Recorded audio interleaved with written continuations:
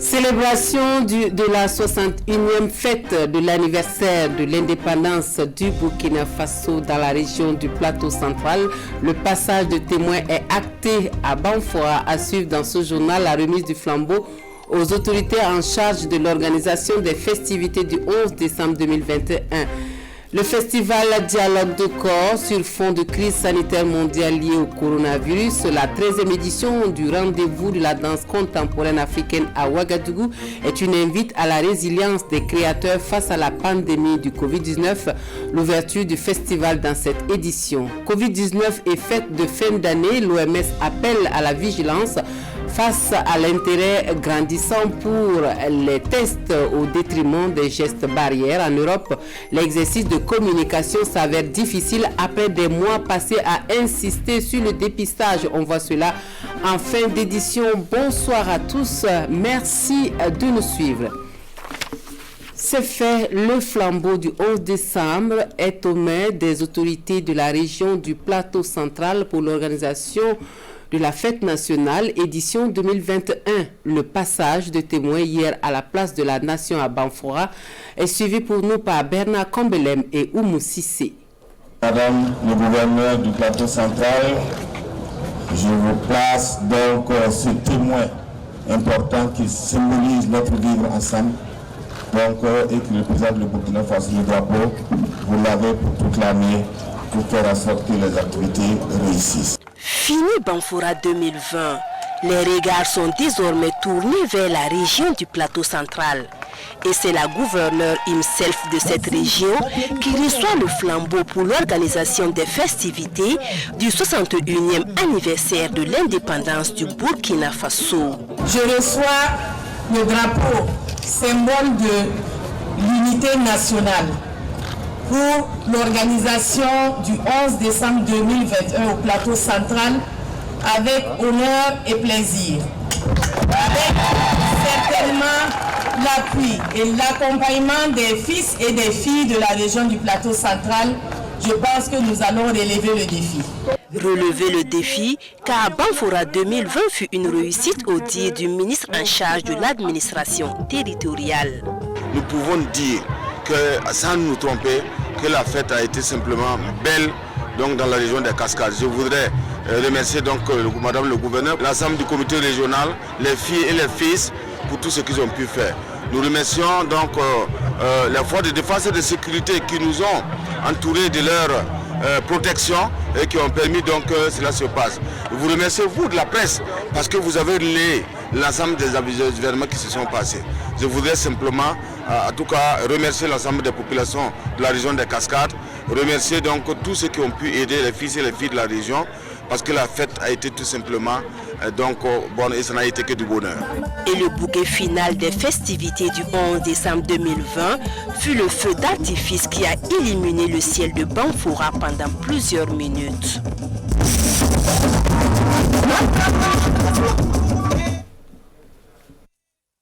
Échos de la célébration du 60e anniversaire de l'indépendance du Burkina Faso dans les régions. À présent, dans le centre-nord, le scénario est le même que partout ailleurs. Défilés civils et militaires et décoration des acteurs du développement de la région. Les temps forts de la fête à Kaya avec Pascal Tapsoba et Jacques Ouedraogo.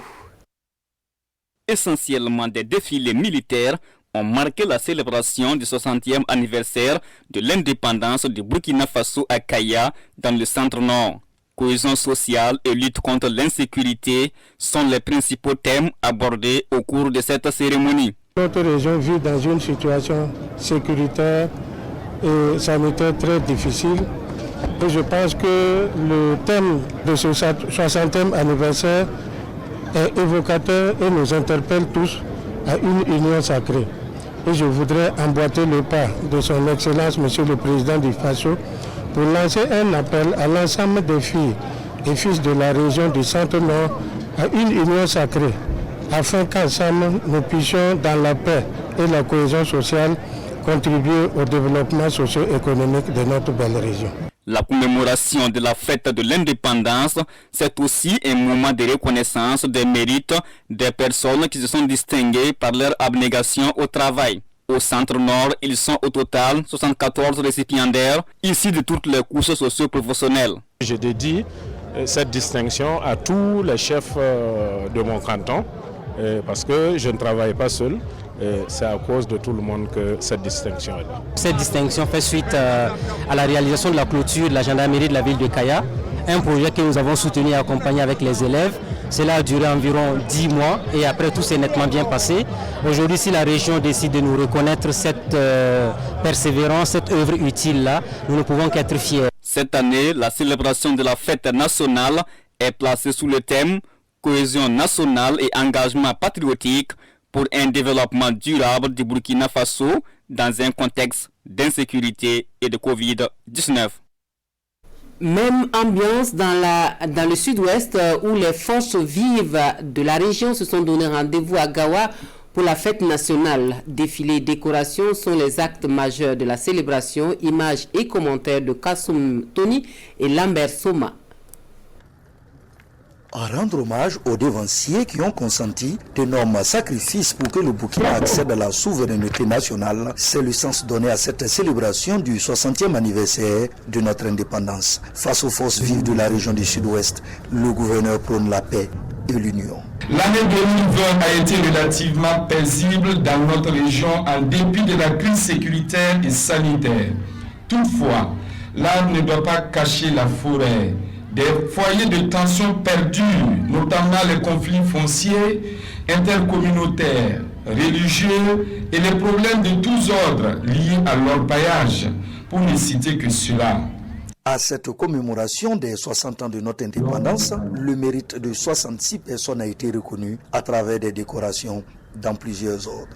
C'est une invite à faire encore davantage et nous espérons pouvoir ensemble faire que demain nous puissions avoir mieux que ce que nous avons aujourd'hui.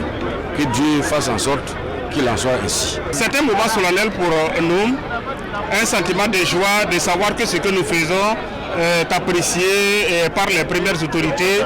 Je décerne donc cette médaille à ma famille et à toute la population de Numbiel. Je la dédie à toutes les femmes de l'association pour la promotion féminine de Gawa. Là où je peux dire que ça a été une école pour moi et c'est toujours une école, j'ai grandi en milieu associatif et nous avons ensemble avec toute l'équipe beaucoup travaillé en milieu rural avec les femmes. Face à la crise sécuritaire et sanitaire que connaît le pays, cette célébration a été placée sous le thème « Cohésion nationale et engagement patriotique pour un développement durable du Burkina Faso dans un contexte d'insécurité et de Covid-19 ». Et c'est Manga qui accueille la célébration du 60e anniversaire de l'indépendance du Burkina Faso dans le centre-sud. Discours, décorations et défilés ont ponctué la commémoration que nous relatent Arasmane Zoundi et Sekou Zongo. Place de la Nation, de la cité de l'Épervier, les forces vives du centre-sud, toutes mobilisées, et marque d'une pierre blanche le 60e anniversaire de l'accession à l'indépendance du Burkina Faso. Malgré le contexte sécuritaire difficile et le Covid-19, la fête nationale est une réalité, preuve de la résilience du peuple burkinabé. Et le gouverneur du centre-sud appelé à l'union des ressortissants de la région pour son développement. Je voudrais en tout cas inviter tous les fils et toutes les filles de la région du centre-sud à se mobiliser autour de tous les idéaux nationaux pour le développement du Burkina Faso en général, mais aussi de la région du centre-sud en particulier. Cela passe aussi par la reconnaissance du mérite et cette année, 50 récipiendaires ont été distingués dans l'ordre de l'étalon, l'ordre de mérite et dans l'ordre spécifique. Il y a des sentiments de joie et d'encouragement également à faire mieux. C'est une satisfaction que je partage avec tout mon canton et tous les sportifs parce que c'est une décoration avec Agraf Sport. On dit vraiment merci aux plus hautes autorités, en tout cas pour cette récompense qui nous invite à faire mieux, voilà, à faire mieux que ce que nous faisons d'habitude, à redoubler beaucoup plus d'efforts, en tout cas pour le travail public. Fait marquant de cette célébration de l'accession à la souveraineté nationale et internationale du Burkina Faso, la parade civilo-militaire, défilé de toutes les couches sociales de la région et le clown. La parade des éléments du centre parachutiste commando de Pau.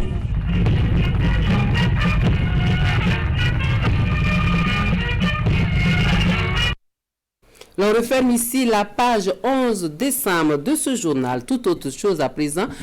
Et nous allons à Dori où la douane a mis la main sur des explosifs, des engins utilisés pour l'exploitation de l'or et qui peuvent s'avérer dangereux pour la santé de la population et leur sécurité.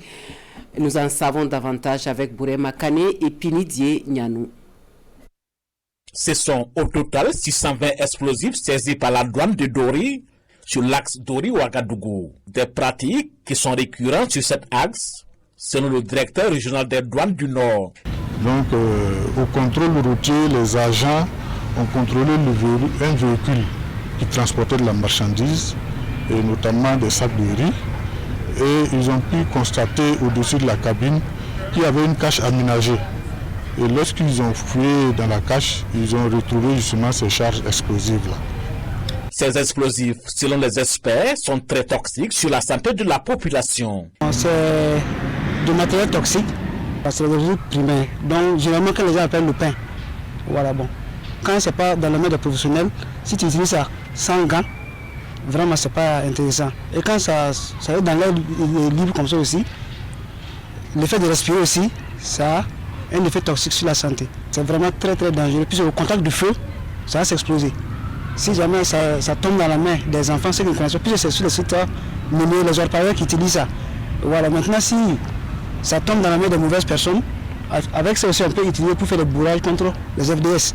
Voilà, c'est le même produit qu'ils utilisent pour faire les bourrages contre les FDS. So, logiquement, on ne peut pas vendre ça à n'importe qui.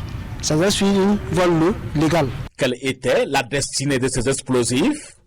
En attendant une réponse, ces exportateurs sont dans les mains du procureur du Faso, près le tribunal du grand instance de Dori, et au directeur régional des douanes d'appeler la population du Sahel à plus de prudence.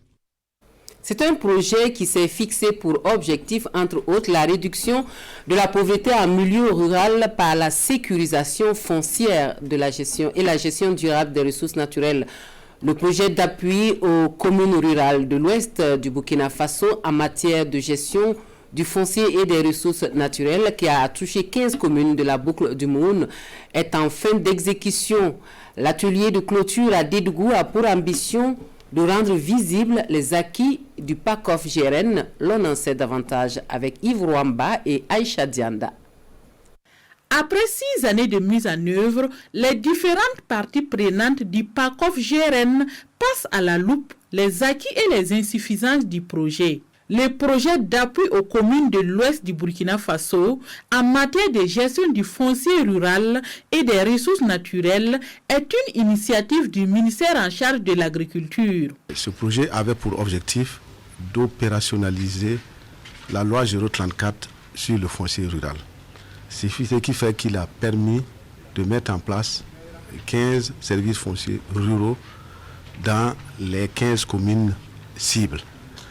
Donc, ce qui a permis effectivement, en tant que pilote, de pouvoir construire des instruments, de pouvoir mettre en place des outils. Pour cette phase pilote, le PACOF GRN est intervenu dans les régions des Hauts-Bassins et de la boucle du Mouhoun. Le projet a coûté plus de 7 milliards de francs CFA à l'État burkinabé et à l'Agence française pour le développement. C'est un projet qu'il a travaillé à la fois sur la question de la sécurisation foncière, mais aussi de la mise en œuvre d'un grand nombre d'investissements gérés au niveau des communes pour accroître les revenus des populations rurales à travers, par exemple, la construction de mini-laiteries ou bien d'ateliers de transformation du Soumbala ou bien la construction de magasins de stockage du grain.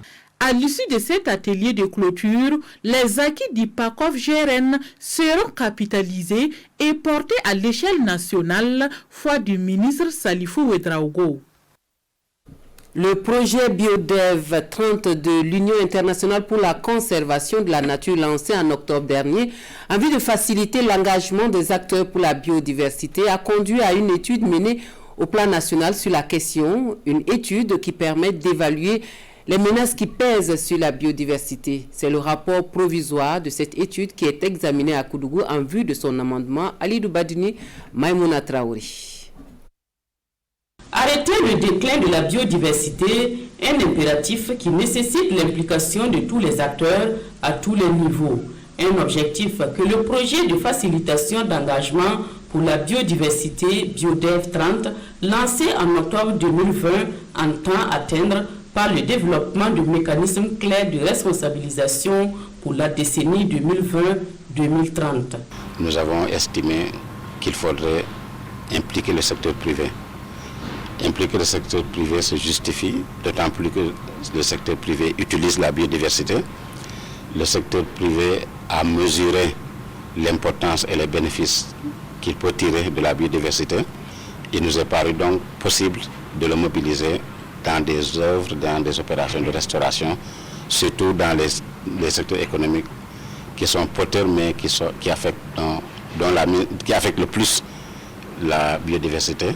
Afin de conduire le processus de négociation sur des bases scientifiques ou des engagements volontaires, le projet a conduit une étude pour l'évaluation de l'état de la biodiversité et des différentes menaces pesant sur elle au niveau national et local. Les deux secteurs principaux qui menacent, comme vous pouvez l'imaginer, c'est l'agriculture. Parce que quelquefois on pense que l'agriculture, on produit pour se nourrir, mais en même temps on détruit certaines espèces. Le deuxième élément, secteur qui a été identifié, c'est le secteur minier.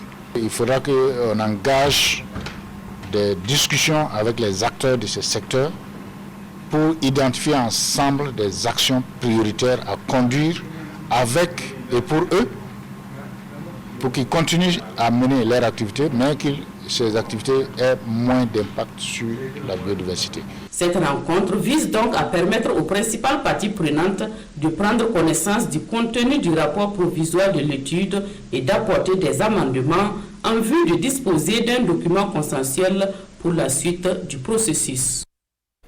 Et cette bonne nouvelle pour le Burkina Faso qui compte désormais un prix Champions of the Earth en la personne de Yacouba Savadougou, prix Nobel alternatif 2018, qui remporte le prix champion de la Terre, un prix institué par les Nations Unies en 2005 pour rendre hommage à certains leaders environnementaux les plus dynamiques du monde. Le prix Champions of the Earth est la distinction environnementale la plus prestigieuse décernée par l'ONU et récompense chaque année des dirigeants exceptionnels issus des gouvernements, du secteur privé et de la société civile qui agissent pour relever les plus grands défis environnementaux de notre époque, une actualité que nous développerons pour vous dans nos prochaines éditions. Du matériel informatique pour améliorer les capacités d'intervention du Conseil national de secours d'urgence et de réhabilitation sur le terrain, du matériel offert par l'Organisation des Nations Unies pour l'alimentation et l'agriculture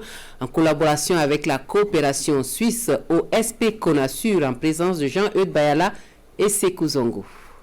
Bien traiter l'information et faciliter sa bonne diffusion, c'est ce qui justifie ce don de l'Organisation des Nations Unies pour l'alimentation et l'agriculture en collaboration avec la coopération suédoise.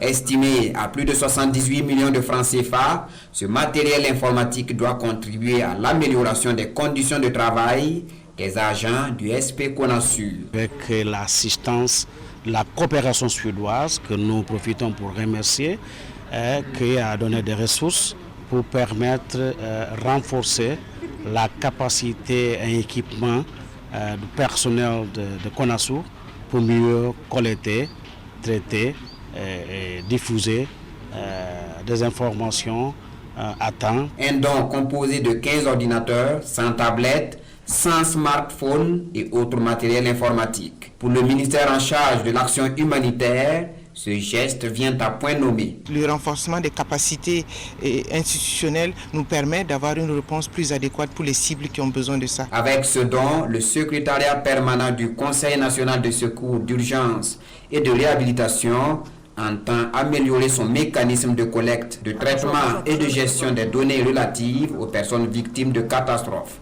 toute chose qui doit contribuer à une prise en charge rapide des populations en cas de besoin.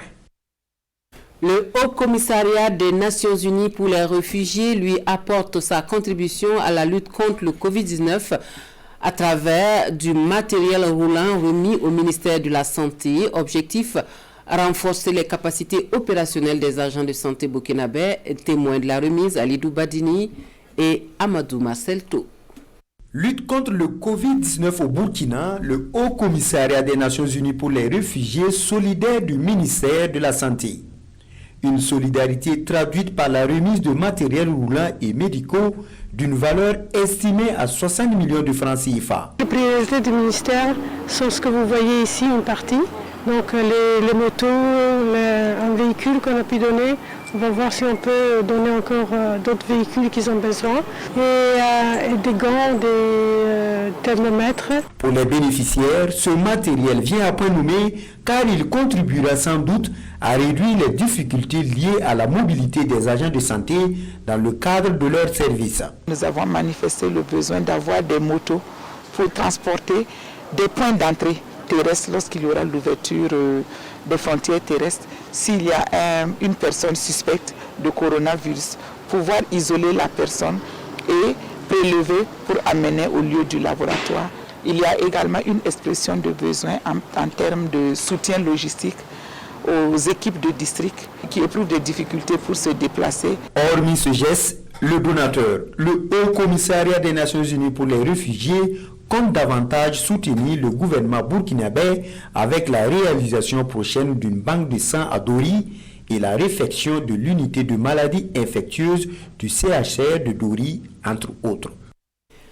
Un camp de chirurgie gratuite d'hydrocèle et de lymphodème pour les populations de Zorgo. 160 personnes ont pu bénéficier de prise en charge grâce à l'Organisation ouest-africaine de la santé, initiatrice du camp qui s'est déroulé du 2 au 8 décembre dernier. Adama Giti et Messolange Guigma pour les précisions. Par cette chirurgie gratuite des cas d'hydrocèle et de lymphodème, l'OAS, l'Organisation ouest-africaine de la santé, entend contribuer à soulager les personnes vivant avec cette complication de la filariose lymphatique au Burkina. L'opération se déroule au centre médical avec antenne chirurgicale de Zorgo. Dans le monde, il s'estime qu'il y a 1,5 milliard qui sont touchés. Et ils sont surtout ceux qui sont pauvres. Et dans notre région de la CDA en général, nous avons beaucoup de monde qui sont beaucoup touchés comme ça. Donc l'OAS a trouvé très important d'engager les autres partenaires, mobiliser les fonds pour soutenir le Burkina et pour essayer de réduire les fardeaux de l'hydrocèle. Et en même temps, on profite aussi renforcer les compétences, former les médecins, toute l'équipe. Au total, 160 personnes vont bénéficier de cette prise en charge et les autorités régionales veillent au grain. Ce type d'aide ne peut être récompensé que par Dieu. Je remercie particulièrement les soignants qui se sont véritablement occupés de moi tous les jours. Si tu es malade, faut qu'on s'occupe bien de toi, tu es en partie souverain. Les victimes de cette maladie-là n'arrivent pas à donner tout leur potentiel au niveau communautaire et procéder en tout cas à leur prise en charge. C'est un camp qui va permettre non seulement qu'ils soient plus actifs au plan économique et socialement également, contribuer à démystifier un peu ce mal-là. Cette opération sera organisée également à Ziaré et à Dédougou au Burkina Faso et concerne le Mali et le Niger. L'objectif de l'OAS est de contribuer à l'élimination des maladies tropicales négligées dans les pays concernés. Et Coris Bourse qui vient en appui à la police nationale dans le cadre de la sécurisation des personnes et des biens. La structure remet du matériel à la direction régionale de la police du centre pour renforcer et améliorer surtout la capacité d'intervention de la police sur le terrain. Les détails avec Souleymane Sanou, Sekou Zongo. Ce don, composé de fournitures de bureaux et du matériel de terrain, vient renforcer la capacité opérationnelle de la police nationale.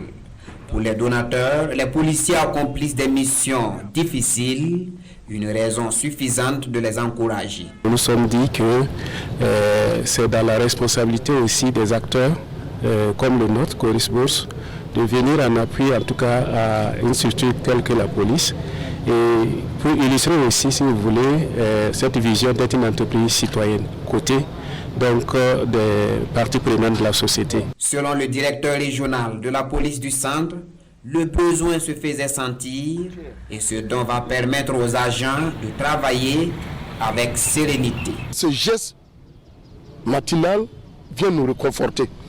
Nous avons reçu du matériel utilitaire. Il y a les détecteurs de métaux, très efficaces en cette période d'insécurité. Il y a les gilets, il y a les chasubles et surtout le matériel de fourniture de bureau. Le commissaire divisionnaire de police Désiré Ouedraogo promet une utilisation efficiente du matériel reçu. Il invite par ailleurs d'autres entreprises à emboîter le pas de Coris Bourse. Et puis du tourisme dans ce journal avec l'Office national du tourisme burkinabé qui décline à la presse ses ambitions pour la promotion du site touristique de sculpture sur granit de Lango. Vous êtes donc conviés du 17 au 20 décembre prochain sur le site de Lango pour des journées promotionnelles faites d'activités de découverte et récréatives. Vous pourrez déguster dans la foulée les mets locaux, le programme détaillé avec Nong Bakuda et Hahadi Sandamba. À travers cette conférence de presse, l'Office national du tourisme burkinabé ONTB annonce la tenue d'un événement, le Dasandaga de Lango. Une activité non seulement pour promouvoir les produits locaux, mais aussi et surtout pour valoriser la promotion de la destination du site de sculpture sur granit de Lango. Cette activité permettra de promouvoir le site et d'accroître son taux de visite. De plus, elle vise quelque chose de très important: la cohésion sociale des peuples, notamment ceux des communautés des 8 villages qui partagent le site. Pour ce faire, l'ONTB a mis en place un programme à caractère culturel et touristique. Il y a une foire locale ou une rue marchande en plein air dédiée au commerce spécialisé des produits du terroir. Il y a une course cycliste pour interpeller sur les vertus de la pratique des activités sportives. Il y a un panel de 3 communications. Il y a aussi les animations grand public dont l'apothéose sera la nuit culturelle de Lango. Le Dasandaga de Lango se tiendra du 17 au 20 décembre prochain sur le site situé à 35 km de Ouagadougou. Dans cette aventure de promotion du site de sculpture sur granit de Lango, l'ONTB est accompagné par l'association Green Concept Burkina dans les volets panel et cyclisme. Green Concept Burkina est une association qui intervient dans l'environnement, le développement durable et l'écotourisme de proximité. Une nuit culturelle pour rendre hommage au professeur Joseph Kizerbo, organisée par la présidence de l'université de Ouagadougou. La soirée vise à encourager les jeunes dans la promotion de la culture africaine en général et burkinabé en particulier. Nous faisons plus ample connaissance avec l'initiative qui est à sa première édition avec Adama Guiti et Amadou Marcelto. Promouvoir la culture burkinabé à travers le talent des jeunes et permettre également à la communauté universitaire de se divertir, c'est tout le sens de cette soirée culturelle. L'université Joseph Kizerbo a vibré au rythme de la musique, du slam, de l'humour, bref, une soirée riche en couleurs et en sons. Pour les responsables de l'université, en plus des activités académiques, il est également important de faire une halte pour se récréer. J'ai vu la troupe théâtrale que nous avons beaucoup appréciée. Nous avons vu également des chanteurs, en tout cas individuels qui sont passés par là. Je tenais à féliciter l'orchestre de l'université Joseph Kizerbo.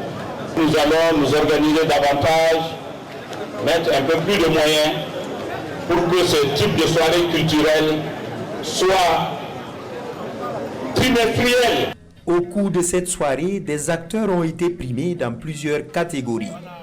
Cette première soirée culturelle a permis aux autorités universitaires de rappeler aux étudiants l'importance de la préservation de la cohésion sociale. Rendez-vous est donc pris pour la prochaine édition prévue pour se tenir en décembre 2021.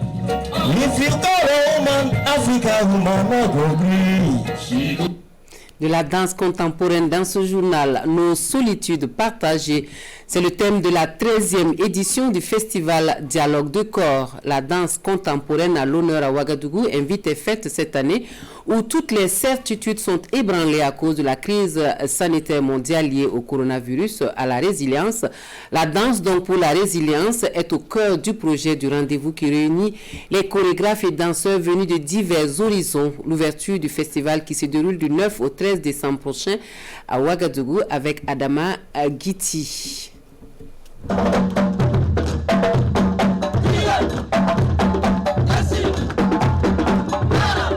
Ce sont des réfugiés et des déplacés internes. À travers cette chorégraphie, ils réclament la paix en Afrique. Nous sommes à l'ouverture de la 13e édition du Festival international de danse Dialogue de corps.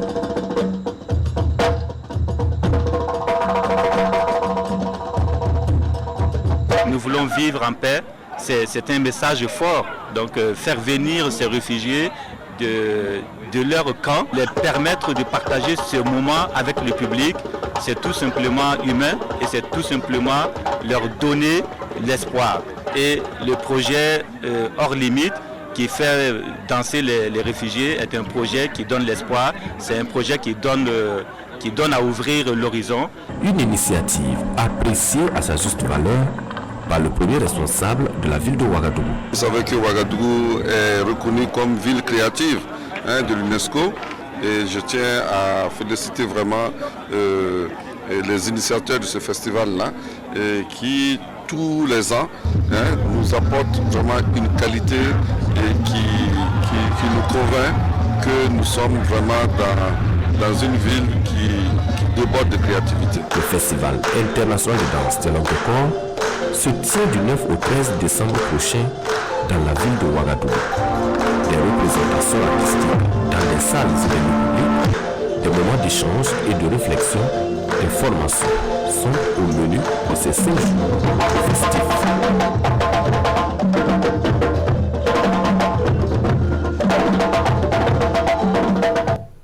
Les images sont de Adama Guiti et le commentaire de Hahadi Sandamba. Covid-19 et prudence au menu des fêtes de fin d'année, c'est l'actualité internationale de ce journal. Malgré les restrictions maintenues dans plusieurs pays européens, l'OMS appelle à la vigilance quant à l'utilisation des tests du Covid-19 qui pourrait être un facteur négatif car source de relâchement possible. Proposer du vin chaud à emporter en ces temps de pandémie, c'est l'un des seuls moyens pour les bars berlinois de faire un peu de chiffre d'affaires et l'occasion pour les clients de trouver un peu de réconfort et de chaleur à défaut de se balader dans les marchés de Noël, la plupart ayant été annulés. Des stands de vin chaud qui ne font cependant pas l'affaire de la police, trop de monde dans les rues, trop de risques de contamination, alors que l'Allemagne signale une augmentation quotidienne record des cas de Covid-19.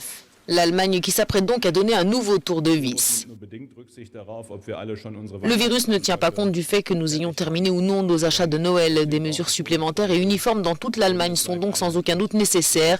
Mieux vaut trop tôt que trop tard. L'Organisation mondiale de la santé appelle aussi à redoubler de vigilance pendant les fêtes de fin d'année. La saison des fêtes est un moment de détente et de réjouissance. Mais il ne faut pas baisser la garde, car la joie des célébrations pourrait très vite se transformer en tristesse.